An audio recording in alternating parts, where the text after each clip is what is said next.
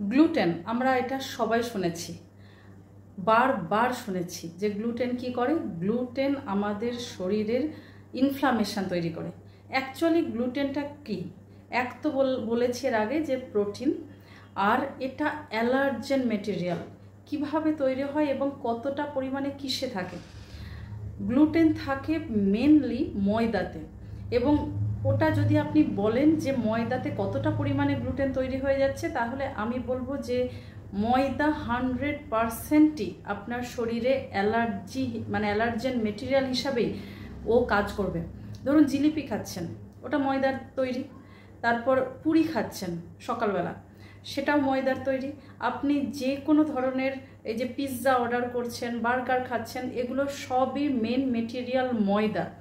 তো যখন আপনি এই ময়দাটা খাবেন, আপনি বা আপনার বাচ্চা যেই হোক না কেন, কোনো রকমভাবে আপনি এক্সারসাইজও করছেন, ধরে নিন যে এক্সারসাইজও করছেন, কিন্তু তবুও কি ওর যে প্রতিক্রিয়া সেটাকে কি আপনি আটকাতে পারবেন?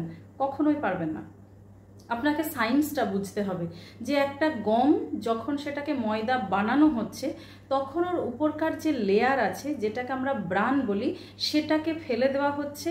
আর যেটা জার্ম পোর্শন, মানে যেখান থেকে জার্মিনেশন হয়, অঙ্কুর তৈরি হয়, নতুন গাছ তৈরি হয়, মানে অ্যাকচুয়ালি প্রাণ থাকে যার মধ্যে, সেই জায়গাটাকে কেটে বাদ দিয়ে ভিতরকার খোলস, যেটা হোয়াইট পোর্শন, সেটা থেকে তৈরি হয় ময়দা।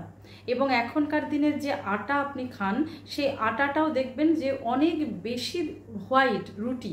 আগেকার দিনে তো লাল আটা পাওয়া যেত, এখনকার দিনে অনেক হোয়াইট রুটি পাওয়া যায়। তো সেটাও একরকমভাবে ময়দারই একটু সাইডে, মানে একটুখানি হয়তো ভিতরের ভুসিটা পেলেন, বা কখনো পানও না, সেটাকেই আপনারা আটা বলে খেয়ে নিচ্ছেন, কিন্তু ওটা অ্যাকচুয়ালি ময়দা। আর একটু রিফাইন করলে, যেটাতে যে কালার মেশানো হয়, সেইটা যদি আপনি মিশিয়ে দেন, তাহলেই ওটা ময়দা হয়ে গেল। তাহলে আপনি বলুন যে ওই ময়দাটা যখন আপনি খাচ্ছেন, ও তো অ্যাকচুয়ালি অ্যালার্জেন। তাহলে আপনি যদি মনে হয় যে আমি খেয়ে কিছু হচ্ছে না, আজকে হচ্ছে না, 2 বছর পর হবে কি 10 বছর পর হবে। আর যেটা আনহেলদি, সেটা তো আনহেলদি, আপনি তো তাকে আটকাতে পারবেন না।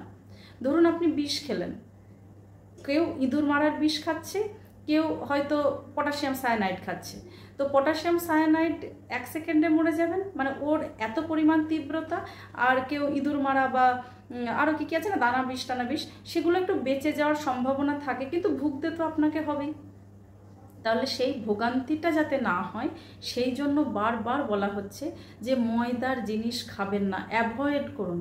ময়দাকে যতটা খাবেন, তত বেশি আপনার শরীরে ইনফ্লামেশন ক্রিয়েট হবে, আর তত বেশি আপনার অ্যালার্জি দেখা দেবে বডির ভিতরে। সিআরপি হাই হয়ে যাবে, যেটা ইনফ্লামেটরি যে আমাদের মার্কার আছে ব্লাডের, সেটা হাই হয়ে যাবে। এবং সিআরপি যখন হাই হয়ে যাবে, তখন ডক্টর আপনাকে কি বলবে? আপনার CRP high, cholesterol high, heart অ্যাটাকের রেট আপনার ক্ষেত্রে অনেক বেশি বেড়ে গেছে। তো কি দরকার আছে? আপনি এটাই যদি সুস্থ হন, মানে ডায়াবেটিস ধরে ফেলেছে, হাই ব্লাড প্রেশার, কোলেস্টেরল ধরে ফেলেছে, ডিফারেন্ট ব্যাপার, তাহলে তো খাওয়াই যাবে না। কিন্তু যদি আপনি সুস্থ হন, তাহলে আপনি একদম গ্রামের মানুষ যেরকম আটা, মানে গম প্রিপেয়ার করলো, ভাঙিয়ে নিয়ে চলে এলো, সেই যে আটা, ওই আটার জিনিস আপনি খেতে পারেন। আর মুখের চয়েস, ওটা বাদ দিয়ে দিন। মানে জিভের যে কটা সেল আছে আপনার, সেই জিভের যে সেল, সে কটাকে সন্তুষ্ট করতে গিয়ে আপনার হোল বডির যতগুলো সেল আছে, তাদেরকে আপনি ইরিটেট করছেন, অসন্তুষ্ট করছেন, আনহেলদি করে দিচ্ছেন। তো একটা জিভ, সেও বডির একটা পার্ট, শুধু তার উপর বেস করে এতটা শরীরকে আনহেলদি করা আপনার ঠিক হচ্ছে না, তাই না? আজই কন্ট্রোল করুন। ময়দা যদি বাড়িতে থাকে, খাইয়ে দিন, গরুকে খাইয়ে দিন, বা যা হোক কিছু একটা ব্যবস্থা করুন, কিন্তু আপনি নিজে খাবেন না, বাড়ির ফ্যামিলি মেম্বার্সদেরকেও দেবেন না। এমনকি যদি মনে হয় যে আপনার বন্ধু, পরম বন্ধু কেউ আছে, তাকেও দেবেন না। যদি শত্রুকে মনে হয় রোগগ্রস্ত করবো, দ্যাটস ডিফারেন্ট ব্যাপার, আপনি সেটা করতেই পারেন, কিন্তু ফেলে দিন।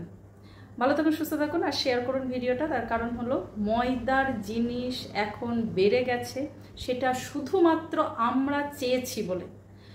গম, লাল আটা পছন্দ করি না, মানে ময়দার কাছাকাছি আটা আমাদেরকে দেওয়া হয়। কেন দেওয়া হয়? আমরা চেয়েছি বলে। আপনি চাওয়া বন্ধ করে দিন। আপনি শুধু চান যে আমি কিসে সুস্থ থাকবো, সেইটা খাবো, তাহলে দেখবেন আবারও আমরা সুস্থ থাকার জিনিসই হাতের কাছে পাবো। কেমন? Thank you.